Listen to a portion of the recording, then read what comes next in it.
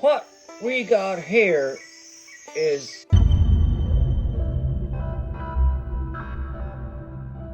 failure to communicate. Some men you just can't reach. So you get what we had here last week, which is the way he wants it. Well, he gets it. I don't like it any more than you, man.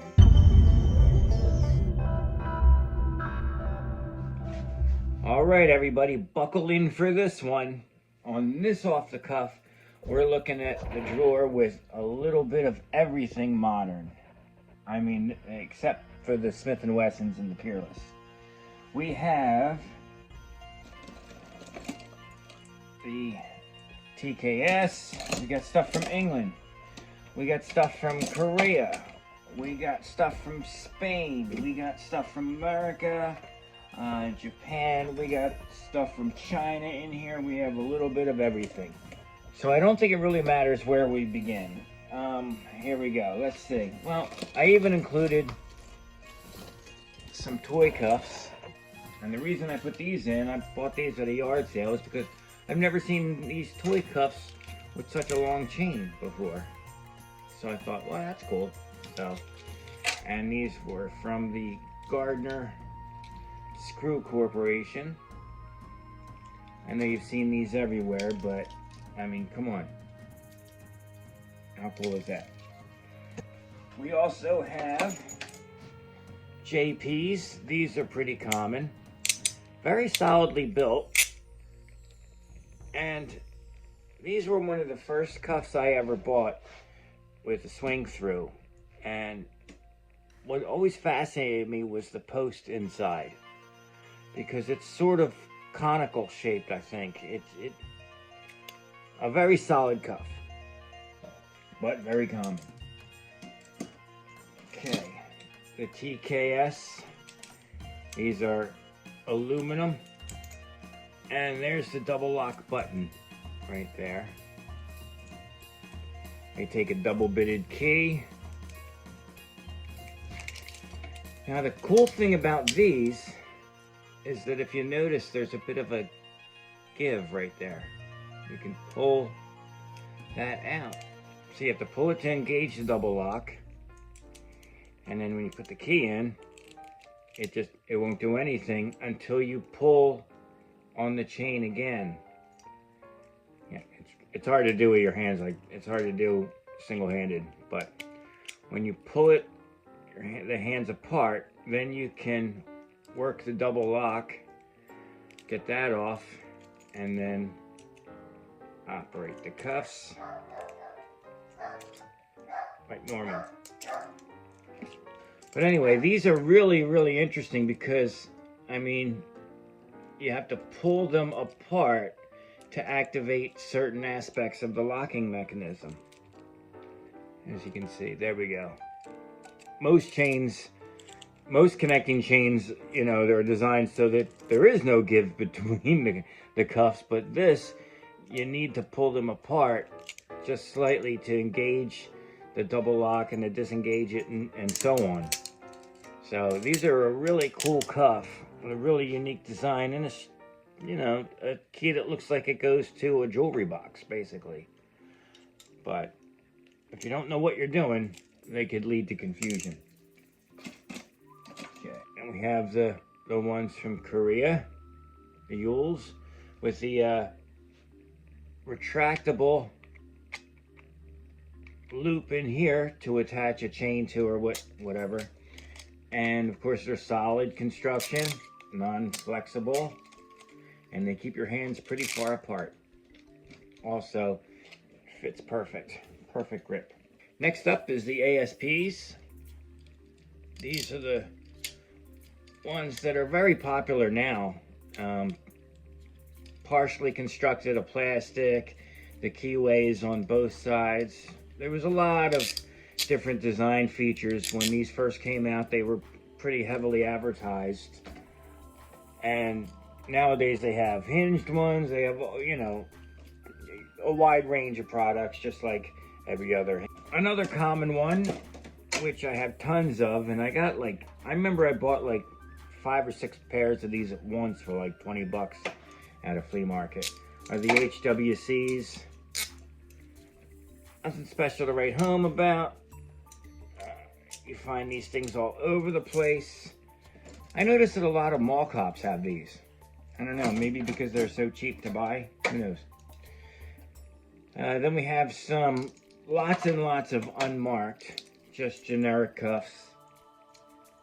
All basically, you know, following the same swing through design. Here's the Fury flat keys. I really like these. These are a solid cuff. Look at the connection. With the strange connecting link there. And they do take a flat key, which I don't have in this drawer, which make these a very secure cuff. Spanish. And, you know, good Spanish steel as well. Another Spanish cuff.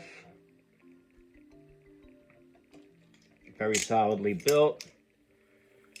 And with a very strange little pin in there. It's a very dainty one. I was always afraid to break that off.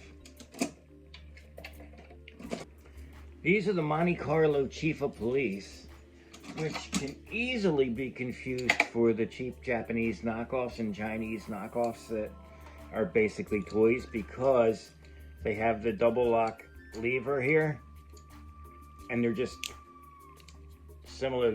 They're not teeth, they're actual holes in the bow, same as the toys. These are easily confused as toys, but they're not, because these were actually used by the cops over there, and they are more solidly built and more secure than the toys. That's why I always check when I go to yard sales and I see these from a distance to make sure that they're not the Chief of Police, because I actually bought these for next to nothing and at an antique shop downtown. But at first glance, I would have thought these were toys, but they're not. Here's another JP that aren't working at all, with a long chain, and you could tell that these are very crudely, I mean, who made these? There's the swivel on this one, and they just drilled right through the lock case on that. They don't work at all, and I just bought them as a curiosity. This is what we mean by wall hangers, stuff that just absolutely doesn't work. It never will. I think that's even welded shut on the one side, but you know, they're cool and they're unusual, so just make sure you don't pay a lot for stuff like that. Another Spanish hinged. How do you say that? Which ones are these? Alcyon. And these hinges are really unique. It's almost like you're just going like that, see? That's what it reminds me of. So it's kind of like, I would call it like a knuckle hinge. Another unmarked, but an unusual lock case. That's why it goes in this drawer. What are these? These were from Japan. These are all pretty much indistinguishable from each other, except for the placement of the keyhole sometimes. I mean, that's basically, it's like, you know, a common design that was shared almost with, you know, among these companies. Another JP. JP. These are the same Japanese ones. Yep. Now these are interesting because these are the ones from the fingerprint lab. These are from the fingerprint lab, and I did get an original box with these, which is cool. There we go. And look who happens to be on the box. What's up with that? So, there we go.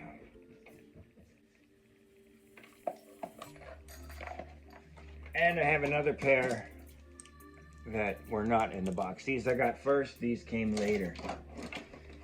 All right. Now the star cuffs are very cool. I'm going to show you these with the good plating on them. They have this little wheel in there, a star-like wheel, and that is the anti-shim device. And these things you can easily tell because look where the keyhole is. It's way over here in the corner. See? And I have an interesting story because I have 3 pairs of these. Now, these star cuffs hold a special place in my heart because they were given to me as a prize after I escaped from them. I did a challenge handcuff escape show, and I actually found the old flyer from it. The actual newspaper article. There you go. And that was way back when. That was actually my first escape show that I did where I got paid. And when I called for people in the audience to bring up handcuffs, a retired cop brought these up. And when he put them on my wrist, he actually pinched some of my skin in there. I still have the scar. And when I got out, it actually, I kind of cut myself, so I was bleeding all over the place. And my mom was in the crowd and she panicked, but that's another story. So that's why these particular cuffs hold a special place in my heart, because I actually won them when I escaped from them. So, you know. And that's a subject for another whole video, the Challenge Handcuff Escape Act. We won't get into that right now, but I have a lot of thoughts on that based on my own experiences. I'm not going to take these out because they're still, they're just still in the original package. The bag's never been opened. Nothing's been opened except for the top right there to make sure that there were actual cuffs in there. These are the Winchesters. I really like these. And all the instructions are on the back. I mean, you know, mint in package. You don't take these out. You don't screw with them. And the most unusual cuffs here, which I am so glad I kept the box for these. These are the Tri-Locks. And the plastic construction. Check it out. The one keyway is on this side, and then the other one is on that side. I bought these when they first came out, and I really, really have been kicking myself for not getting one of everything that they made, because they also had them with different connections and different sizes and stuff like that, and I really wish that I would have, because these suckers soared in price. Now, the big selling point when these came out was that you could put these into an autoclave and disinfect them. Okay, because at the time, there was a big thing going on in prisons with communicable diseases. And transmission of disease. It was just running rampant through the prison system in America. So what they wanted to do is they wanted to make sure they could sterilize everything, and they made these cuffs so that they could go in and be sterilized. And you know, when I got them, I was like, oh man, I'm going to save that. The box was cool, all color coordinated, so I'm really glad I saved the box for these guys. But look these up because they have an interesting history, and when they do pop up for sale on auction sites or whatever, they're expensive. So you know, I really wish that I would have bought the other models that were available. Well, that about does it for this off the cuff. I hope you guys enjoyed it. There's an awful lot of things to look at in here. And, you know, it just shows the wide variety of manufacturers. I mean, this is just one drawer. I mean, we got Guardians in here. We have everything. You know, there's so many different handcuff companies, and this is just the tip of the iceberg, really. There's countless other ones that I don't even have one of yet, you know. It seems like every time you turn around, there's a new handcuff company popping up. So, anyway, that's it for this one. I hope you enjoyed it, and we'll see you again next time.